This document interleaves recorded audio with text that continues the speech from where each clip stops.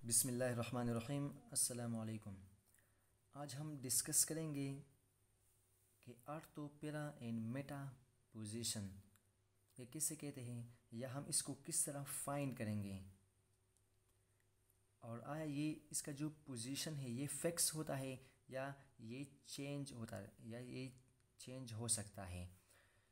ये इसलिए मैं डिस्कस कर रहा हूँ क्योंकि इसके बाद मैं एक और वीडियो बनाने वाला हूँ जिसमें हम ये सीखेंगे कि हम किस तरह फाइंड करेंगे एक ग्रुप को या एक एटम को कि आया वो ऑर्थो पैरा या मेटा डायरेक्टिंग ग्रुप होगा।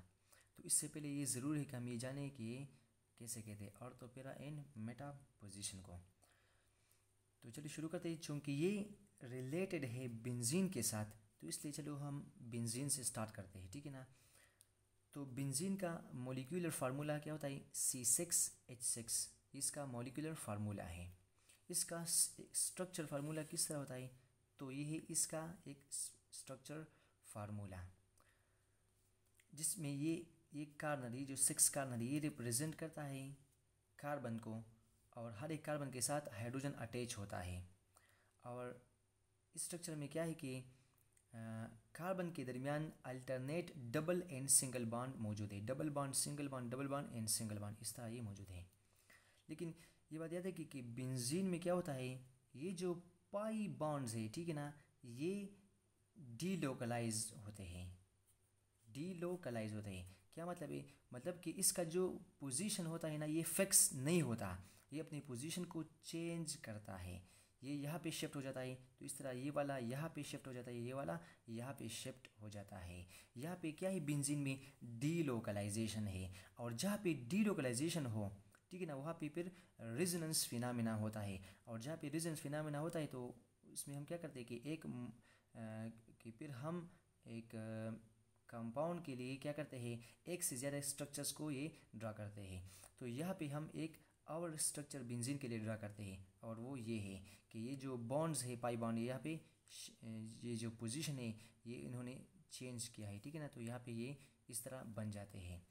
और ये बात ये याद रखें कि जहाँ पे रेजोनेंस हो, ठीक है ना, फिर हम क्या करते हैं, उसके लिए हम एक स्ट्रक्चर को ड्रा करते हैं, ठीक है ना, जो कि इसका हाइब्रिड होता है।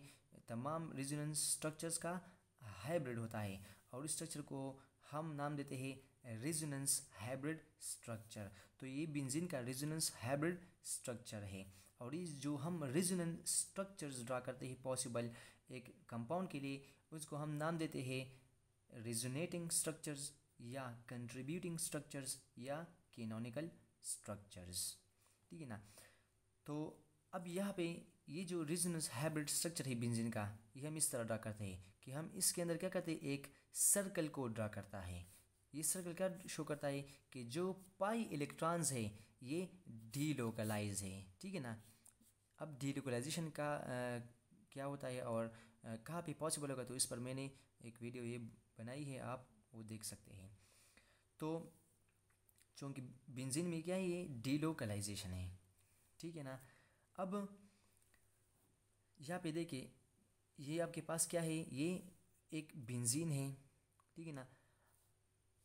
इसके साथ हर एक कार्बन के साथ हाइड्रोजन अटैच होता है, ठीक है ना। अब अगर इसका मैं रिएक्शन करना चाहूँ, इसका एक मैं जनरल रिएक्शन लेता हूँ बेंजीन का, ठीक है ना। देखिए ये बात है किस रिलेटेड है, ये रिलेटेड है ortho para and Meta position से। मैं बाद में इस पे आता हूँ, लेकिन ये ज़रूरी है उससे पहले, ठीक है ना। तो यहाँ पे जनरल रिएक्शन में बेंजीन का लेता हूँ, ठीक है ना। ये बेंजीन है, ठीक है ना। इसका जनरल रिएक्शन या जो कैरेक्टरिस्टिक रिएक्शन है वो क्या होता है, वो होता है इलेक्ट्रोफिलिक सब्स्टिट्यूशन रिएक्शन। इसका ये क्या है, ये कैरेक्टरिस्टिक रिएक्शन है बेंजीन का, ठीक है ना। इसमें क्या होता है, इसमें इस तरह होता है कि जो हाइड्रोजन होता है ना वो पॉजिटिव के फॉर्म में H प्लस के फॉर्म में ये निकल जाता है -H+, और इसकी जगह कोई और ग्रुप यहाँ पे आके अटैच हो जाता है। तो अब यहाँ पे ये H प्लस के फॉर्म में निकलता है, तो इसलिए जो अटैकिंग रिएजेंट है, ठीक है ना, वो भी क्या होना चाहिए, वो भी पॉजिटिव चार्ज वाला होना चाहिए। तो इसलिए यहाँ पे है मैंने ये जनरली एक ग्रुप शो किया है, ऊपर यहाँ पे ये लिखा है कि ये इलेक्ट्रोफाइल है, क्योंकि ये H+ के फॉर्म में निकलता है। तो यहाँ पे जो अटैकिंग रिएजेंट है वो भी एक पॉजिटिव चार्ज वाला होना चाहिए, यानी इलेक्ट्रोफाइल होना चाहिए। तो इनका जो जनरल जो कैरेक्टरिस्टिक रिएक्शन है वो इलेक्ट्रोफिलिक सब्स्टिट्यूशन रिएक्शन होता है।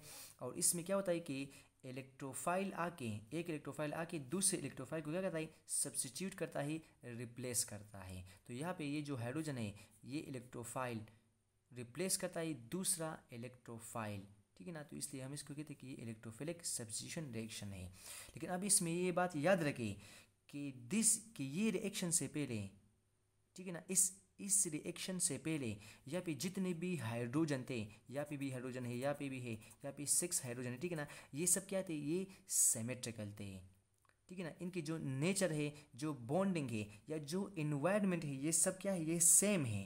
तो मतलब यहाँ पे ये जो इलेक्ट्रोफाइल है ये किसी भी हाइड्रोजन को रिप्लेस कर सकता है, इसको भी रिप्लेस कर सकता है, इसको इनमें से किसी भी हाइड्रोजन को ये इलेक्ट्रोफाइल आके रिप्लेस कर सकता है, ठीक है ना, क्योंकि ये सब क्या है, सिमेट्रिकल है। तो यहाँ पे जो मोनो सब्स्टिट्यूटेड बेंजीन बनता है उनका कोई आइसोमर नहीं होता, सिर्फ एक ही पॉसिबल है, क्योंकि यहाँ पे ये सब सिमेट्रिकल है और कोई भी इसको ये रिप्लेस कर सकता है, ठीक है ना। तो अब ये मोनो सब्स्टिट्यूटेड बेंजीन है, ये इसका एक जनरल रिएक्शन होता है, ठीक है ना, बेंजीन का। अब देखिए अर्थ पैरा एंड मेटा पोजीशन की तरफ आते हैं कि किसे कहते हैं। देखिए इस रिएक्शन से पहले यहाँ पे ये जो कार्बन थे ये सब क्या थे, ये सिमेट्रिकल थे, सब सेम थे। लेकिन जब कोई ग्रुप यानी कोई सब्स्टिट्यूएंट या ये जो इलेक्ट्रोफाइल यहाँ पे जो है ना अटैच हो जाता है, तो फिर यहाँ पे जो कार्बन है, ठीक है ना, ये सब सेम, ये अब ये सिमेट्रिकल नहीं रहे। अब हमने क्या करना है, इसको नाम देना है, और वो क्या है, आर्थोपेरा एंड मेटा है। तो अब हम इसको किस तरह देंगे, तो अब यहाँ पे आप देखिए, यहाँ पे क्या है कि सपोज करें यहाँ पे ये वाला हाइड्रोजन को रिप्लेस कर दिया गया है, एक इलेक्ट्रोफाइल ने रिप्लेस किया है, ठीक है ना, ये ग्रुप ने। तो अब हम किस तरह नाम देंगे, तो ये बात याद है कि जो सब्स्टिट्यूएंट अटैच होता है इनके साथ इनके जो करीबी कार्बन होते हैं, तो इसको हम आर्थो कहते हैं। क्या कहते हैं, आर्थो, या इस पोजीशन को क्या नाम देते हैं, आर्थो पोजीशन, ठीक है ना। इनके जो नज़दीकी ये जो हमसाए इस ग्रुप के, ठीक है ना, इन दोनों को क्या देते हैं, आर्थो। और जो बिल्कुल इसके क्या होता है, अपोजिट होता है इलेक्ट्रोफाइल का, उसकी हम पैरा देते हैं, क्या नाम, पैरा, ठीक है ना, या पैरा पोजीशन कहते हैं। और ये जो बाकी दो बचे इसको हम मेटा कहते हैं, मेटा पोजीशन, ठीक है ना। तो बस जो बिल्कुल नज़दीक होता है, जो दो नज़दीक है इसको आर्थो, और जो बिल्कुल इसके अपोजिट है, सामने है, इसको पैरा, और बाकी जो दो पोजीशन बची इसको हम मेटा पोजीशन कहते हैं। लेकिन अब ये बात याद रखें कि अगर ये इलेक्ट्रोफाइल यहाँ पे या ये जो ग्रुप है यहाँ पे अटैच हो, अगर इसने इस हाइड्रोजन को रिप्लेस किया हो, ठीक है ना, तो अब यहाँ पे जो नाम है ये चेंज हो जाएंगे, ठीक है ना। तो मतलब क्या है कि जो ये हम नाम देते हैं आर्थोपेरा एंड मेटा, ये हम रेफरेंस से देते हैं with reference to the substituent attach to the benzene. जो सब्स्टिट्यूएंट या जो इलेक्ट्रोफाइल अटैच होता है बेंजीन के साथ, उसकी रेफरेंस से हम क्या देते हैं, ये नाम देते हैं। अब अगर इस यहाँ पे अटैच हो तो फिर ये जो अर्थ है ना, यहाँ पे ये बात रहे कि ये ज़रूरी नहीं कि यहाँ पे ये फिक्स हो हमेशा के लिए या ये पोजीशन अर्थ हो, ये डिपेंड करता है कि सब्स्टिट्यूएंट कहाँ पे अटैच है। जब सब्स्टिट्यूएंट यहाँ पे अगर अटैच हो तो फिर जो नज़दीक कार्बन है वो क्या है, ये दोनों है, ये वाला है और ये वाला है, तो फिर हम इसको क्या देते हैं, इनको जो है ना आर्थो नाम देंगे। और अब यहाँ पे जो अपोजिट इसका क्या है, ये वाला कार्बन है ना, इसका बिल्कुल अपोजिट वो ये है, तो फिर हम इसको पैरा कहेंगे, ये पैरा पोजीशन है। और बाकी दो क्या है, ये मेटा है।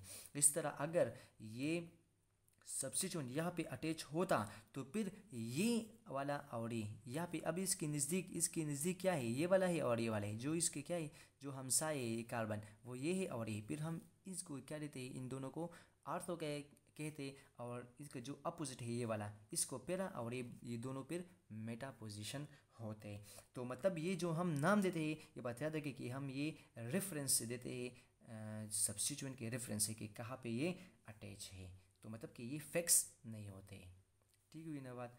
अब यहाँ पे देखें, ये आपके पास क्या है, ये मोनो सब्स्टिट्यूटेड बेंजीन है, ठीक है। और ये इसके साथ क्या है, मतलब एक इलेक्ट्रोफाइल यहाँ पे अटैच है, हाइड्रोजन को यहाँ से रिप्लेस इसने किया है।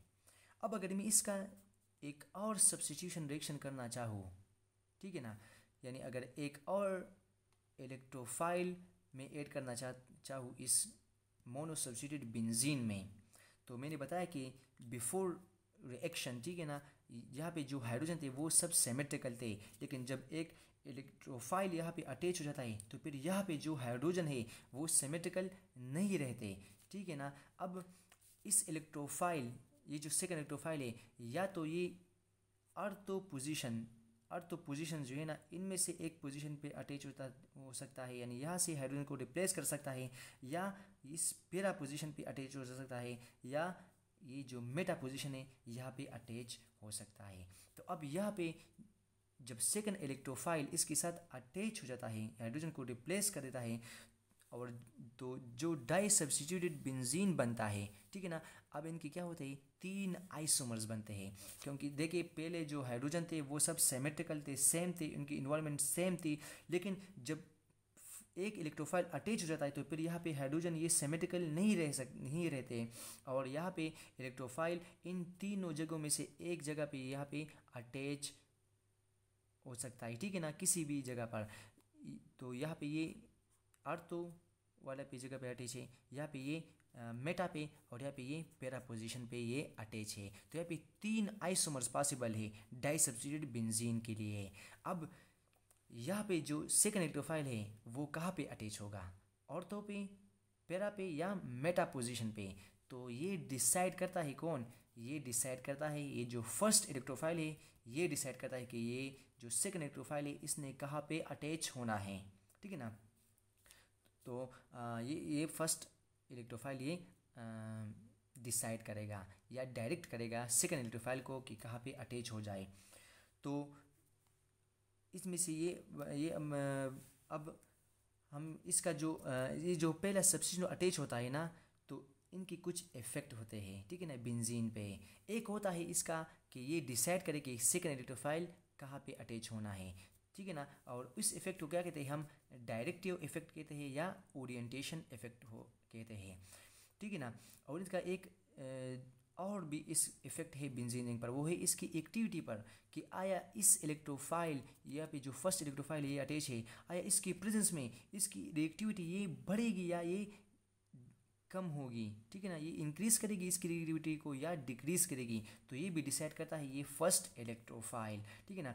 तो पहला जो इफेक्ट है वो है डायरेक्टिव इफेक्ट या ओरिएंटेशन इफेक्ट। तो ओरिएंटेशन या डायरेक्टिव इफेक्ट ये क्या होता है, तो मैंने बताया ना कि ये जो फर्स्ट इलेक्ट्रोफाइल है यही डिसाइड करता है कि सेकंड इलेक्ट्रोफाइल कहाँ पे अटैच होना है। तो इस इफेक्ट को कहते हैं डायरेक्टिव या ओरिएंटेशन इफेक्ट। तो देखिए the position of the second electrophile, ठीक है ना, of the second यहाँ पे electrophile is decided by the electrophile already present on the benzene ring. This is called directive या ओरिएंटेशन इफेक्ट, ठीक है ना, कि जो सेकंड इलेक्ट्रोफाइल है इसका ये वो कहाँ पे अटैच होगा, तो ये डिसाइड करता है ये फर्स्ट इलेक्ट्रोफाइल। और इस इफेक्ट को कहते हैं डायरेक्टिव या ओरिएंटेशन इफेक्ट। और ये बताते हैं कि ये डिपेंड करता है इसकी नेचर पर, फर्स्ट इलेक्ट्रोफाइल की नेचर पर ये डिपेंड करता है कि ये कहाँ पे अटैच होगा। तो ये इसका ये एक इफेक्ट हो गया सब्स्टिट्यूएंट का। दूसरा इफेक्ट इसकी रिएक्टिविटी पर होता है, और वो मैं नेक्स्ट वीडियो में डिस्कस करूँगा, क्योंकि इससे पहले आपने ये जानना ज़रूरी है कि हम किस तरह फाइंड करेंगे कि एक सब्स्टिट्यूएंट वो ऑर्थो पैरा डायरेक्टिंग ग्रुप्स होगा या एक ग्रुप वो मेटा डायरेक्टिंग ग्रुप होगा। तो वो मैं नेक्स्ट वीडियो में डिस्कस करूँगा।